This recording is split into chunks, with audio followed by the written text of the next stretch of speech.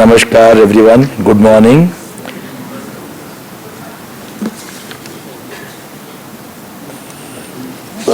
Firstly, let me beg pardon. I'm slightly unwell, and that was the reason why I got late also. So I'll speak very slowly, and hopefully I don't have to stop in between. President of the conference, my dear friend, Dr. Sukhpal, President of the Society, Dr. Mahendra Dev, one of the senior most present here, Dr. Deshpande, Dr. Changappa, dear friend, Dr. Satyanarayana, Dr. Prakash, Dr. Ganpati, Dr. Prabhakar Shetty, Dr. Chandra Gowda, Dr. Suresh Prabhu, whom I'm meeting after a long time, all other distinguished delegates, faculty members of the University of Agricultural Sciences, Bangalore,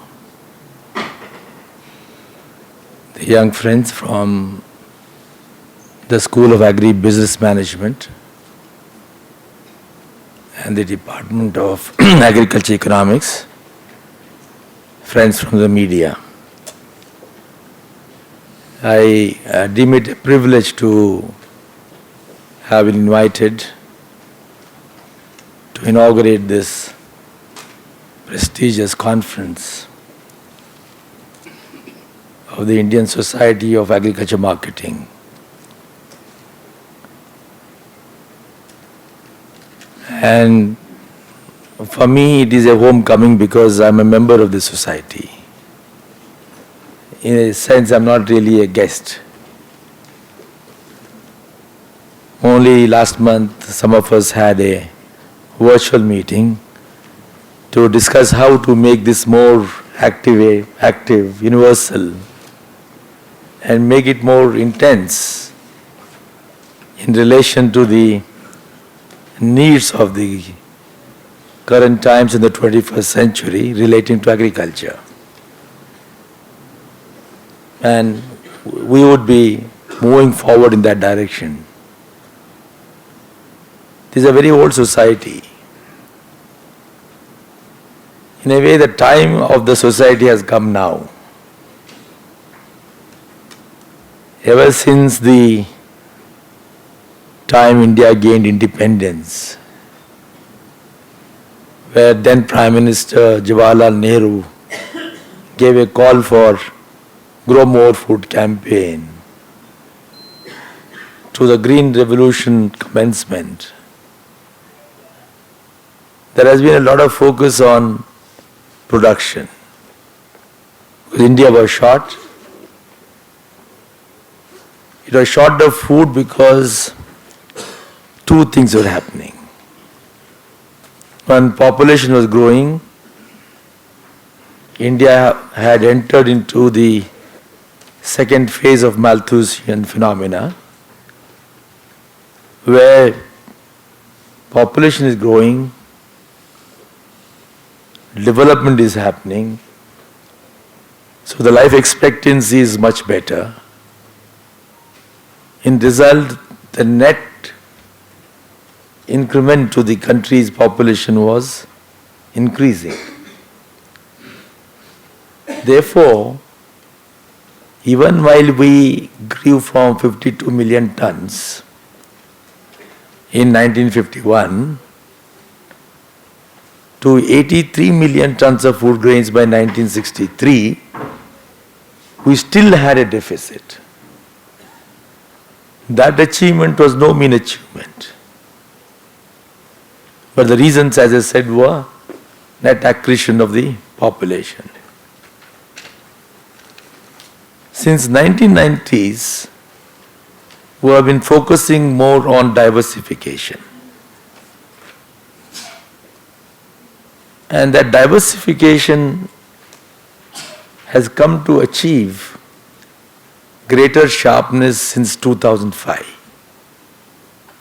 when India adopted a special mission in horticulture.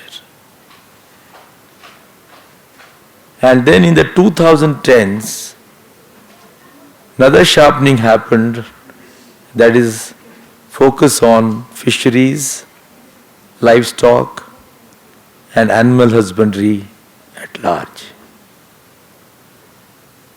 So today, Indian agriculture is taking steps towards greater diversification away from over focus on food grains, and within that food grains on the cereals. And this naturally throws up a new exciting challenge to the people who are concerned with marketing. This diversification is yet to blossom. As we are trying to diversify, a new challenge that has emerged globally is climate change. Climate change impacts tropical countries much more than temperate climates. And India is a tropical country. So India would be facing two precipitous situations on account of climate change. One is the temperature stress, second one is a precipitation stress. And these two elements are highly critical for any biologically oriented production system.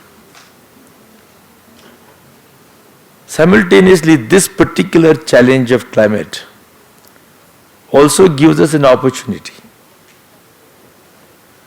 And that opportunity creates what is called a Hobson's choice, where we are left with no option but to redesign our production system in accordance with the agroecology. As you know, India is one of the most diverse geographies in terms of agroecologies. We have 6 climatic zones, 20 agroclimatic zones, and 121 agroclimatic sub-regions. In the last 20 years, however, there has been a change. Since the last classification by ICAR, there has been a lot of change, and so one of the requirements today for all state agriculture universities and ICAR is to re-look at this classification of the agroecologies. And going back to where I was trying to draw your attention is that this climate change gives us an opportunity to redesign our agriculture production matrix, because we are compelled to grow according to the climatic acceptability. So far, particularly since Green Revolution times, our approach has been commodity-centric production. In a way, we have copied the large-scale belt system of production in America. But now, given the climate change and given the small size of small farmers and land holdings, we will need to shift from that commodity-centric large-scale production to microclimate-based, location-specific production approaches. When we do this, obviously, we will have to grow low water duty crops like millets, pulses, oilseeds, rain-fed horticulture, small ruminants like goats and sheep. And then where water is available and temperature permits, we would be going for high water duty crops like sugarcane, cotton, paddy, wheat, and of course horticulture. And then all this would naturally diversify our production system, and that's the need of the hour. India is home, or at least was home, to at least 450 types of agri-produce. But today that has got squeezed. The large tracts of area are under maximum 15 crops. If you take food grains, for example, or if you take the list of those commodities which are under the minimum support price, 85% of the net cultivated area is covered by those commodities which are covered under minimum support price. We have the farmer members, CSCP, sitting here. So if this is the way forward, by 2050 we need to ensure that there is nutrition security. We need to ensure that per capita consumption of fruits and vegetables increases, per capita consumption of proteins from pulses and animal sources increases, per capita consumption of milk increases, because on all these scores we are subpar. And that's how we see huge nutrition deficiency. Since this is we are going to discuss about marketing, I will not talk more about production. I only said this to put the context that what kind of changes we need. The purpose of setting this context is that despite growing agriculturally and gaining a spot at the global level, over the last 76 years of independence, India has still not completed its task of putting in place a food system. A food system is defined as a complement of various activities that begin from pre-production through production, through post-harvest management, inclusive of agri-logistics, processing, wholesale, distribution, retail. All this call for large number of loops in terms of warehousing, in terms of food processing, non-food processing, in terms of supporting the farmers with post-harvest pledge loans so that they don't have to face distress sale. Because we have not completed the food system, the loss of food is very high. On an average, between 6% for grains to 20% for perishables is the food loss in our country. And since this is the story, that means the farmers are not able to reach the market. They are not producing what should be produced. So what do we see? A demand-supply disequilibrium. We have surplus of certain commodities, resulting in drop in the prices than the normal. Shortage of certain commodities resulting in high food inflation. Today's inflation of India, for example, a large part of it is on account of food inflation. Food inflation is much more painful because it affects the poor the most.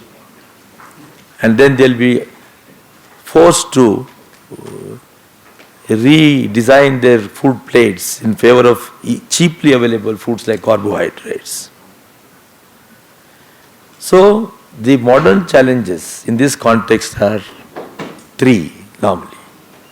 First one is that produce has to get converted into money.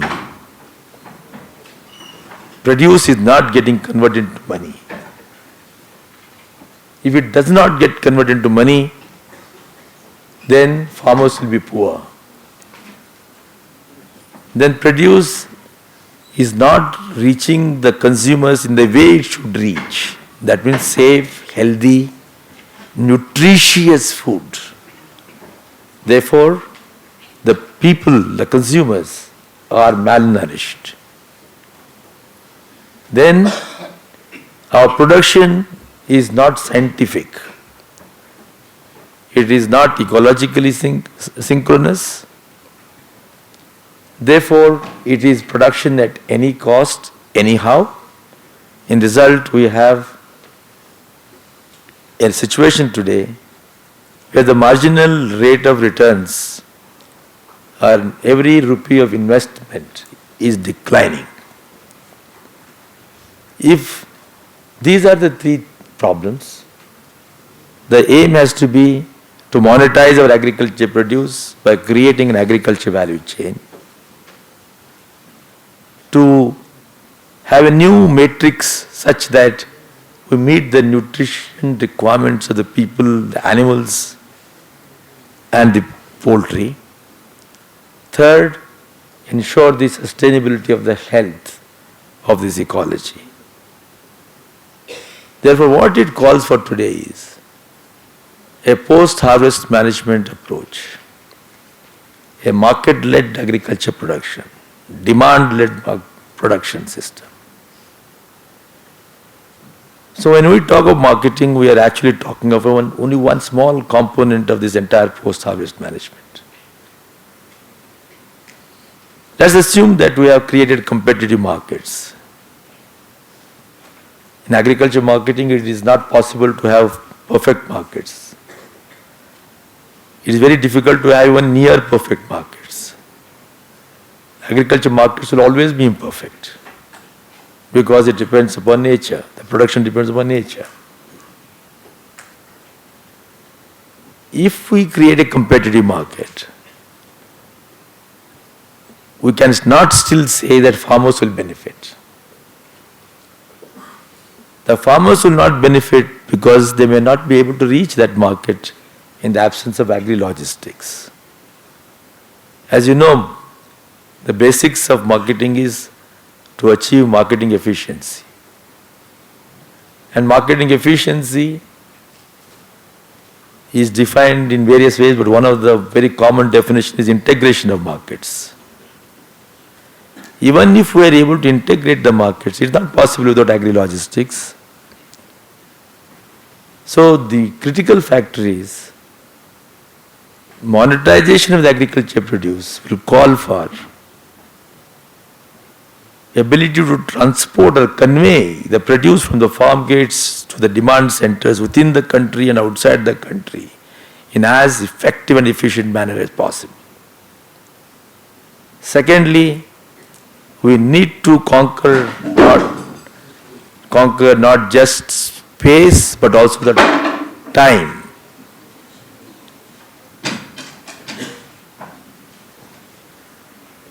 Yeah, because market integration is conquest of both space and time. If you want to conquer time, processing becomes very important because you need to increase the shelf life. Therefore, friends, in our DFI report, we not only defined marketing efficiency, because in any case marketing efficiency is defined so commonly world over, but we focused on defining monetization efficiency. What is the degree of efficiency of monetization in India?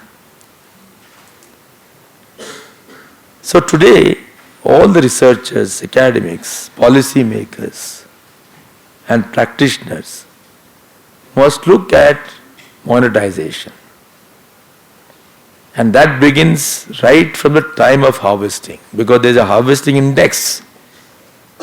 Unless we respect the harvesting index, you can't ensure the future conveyance.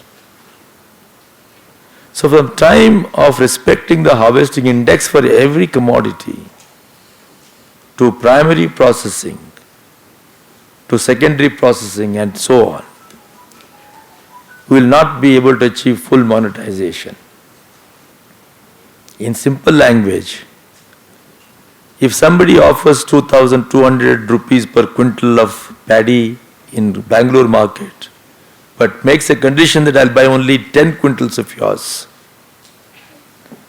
but in Kolar market, if the trader says, I'll buy all your 100 quintals, but I'll give only 2,000 rupees, it will be profitable for the farmers to sell at Kolar because he is able to sell all his produce.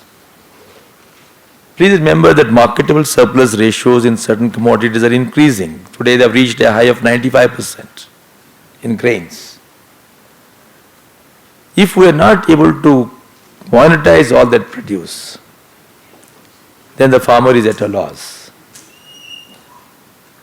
So for next 2 days, we should be looking at the entire gamut of post-harvest management and simultaneously how do we enable planning of production based on market intelligence, which includes both price and demand forecasting. So when you are saying agribusiness is complete only when you have a robust agriculture value chain system. We are all used to the word term supply chain and value chain. Series of value chains integrate into supply chain. But supply chain is not enough, according to me. A supply chain is a one-way flow of commodities from the farm gate to the markets. But unless there is a reverse flow of information from the markets to the farm gate, the farmer will not be producing according to the requirement. We need a two-way flow of communication. Market intelligence from the markets to the farm gates, produce from the farm gates to the markets. When this happens, we have a system, and that is agriculture value chain system. Today the world and India are in need of value chain system, so that we produce only what is required. We produce only that much as is required. We produce in such a way that farmers gain from incomes. We produce in such a way that ecology is sustained. We produce in such a way that resource use efficiency is automatically integral to the entire production matrix. Therefore, agribusiness students must not only learn post-harvest but also must learn a bit of production. Then only you will be able to give good advice. Therefore, friends, you have got a huge challenge for you ahead. In our foreword to the DFI report we wrote, the biological scientists have done a good job in our country. They have served the nation well. It is now time for them to hand over the baton to the post-harvest management professionals. It is now their job, not only in India but the world over. So I won't take more time because we have got a presidential address and we've got many dignitaries to speak here. Unfortunately, I won't be here for next 2 days, though I wish to because I've got another conference in Raichur. I'm extremely sorry.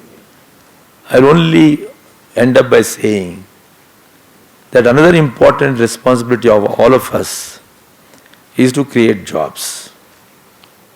India today is a nation with the largest workforce. 64% of India's population at 142 crores is what is the workforce.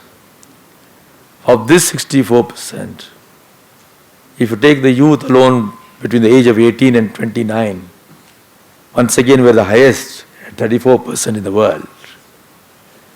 This workforce, if you look at the labor force participation rate, is extremely poor. So the focus has to be on providing employment to the workforce. You must all get very clear about what is the definition of a workforce, what is the definition of a population, what is the definition of a labor force participation rate, and how does it divide between the men and the women. As students, you must get very clear, otherwise these concepts will just remain unclear to you when you grow up. So, as a demand for work is necessary, is important. In 21st century, the changed paradigm is technology is becoming more and more labor substituting, very sophisticated technology. mechanical technology itself is very sophisticated. Added to that is the digital technology. The emerging suite of technologies comprising artificial intelligence, machine learning, robotics, sensors, geospatial technology. These are all labor substituting. So even if India grows in manufacturing sector and in the service sector, they will not be able to absorb the surplus manpower in agriculture. So agriculture has to adopt creation of jobs as one of its mandate, along with generation of food. If we want to generate jobs, we need to get into secondary agriculture. Secondary agriculture comprises processing and many other things. So you have to study and innovate and create as to how we give a new mandate to agriculture to provide food and nutrition, to create jobs, to enhance incomes, to do it in an ecologically sound manner. So job creation is also going to be our responsibility in the 21st century. So that takes us into the bioeconomy, circular economy, and secondary agriculture domains. So there is so much to really rethink, restructure, repurpose our own mindsets and get absolutely unconventional, and then wear a new thinking hat to serve India and the world at large. The whole world is now adopting bioeconomy. So that is the future for all of us. We have very well qualified, well informed, very eminent people here. So I'm sure they'll be sharing their thoughts. And I would request the students to be here for 2 days. Maybe the deans and professors should, even if there are classes, let them be present here, because this itself is a class. You know, even 20 books reading is equivalent to 1 hour of lecture by a good person. So you learn so much. So keep your minds open, note down the things. I don't see anybody keeping a notebook. You know, the students must keep a notebook. Keep on writing. If you are good in simultaneously punching into the computer, do it. That's all right, laptops. But otherwise, please note down. You will not get this. Thought you got Professor Sukhpal Singh from IAM here to give the, he would have handled the best of students, one of the brightest students in the country. So, you must keep your minds open, write down the points. You don't rely on memory. Memory always fails. Okay? So thank you very much for giving me this opportunity. I'm sorry I spoke in a very mild manner because my voice is not really good. Till yesterday I thought I would speak at all. Today I think God was kind that He let me speak today. And I would really beg apologies from the President and the Secretary particularly that those people are also waiting. I have to go. Otherwise I would have been here. Thank you so much and all the best.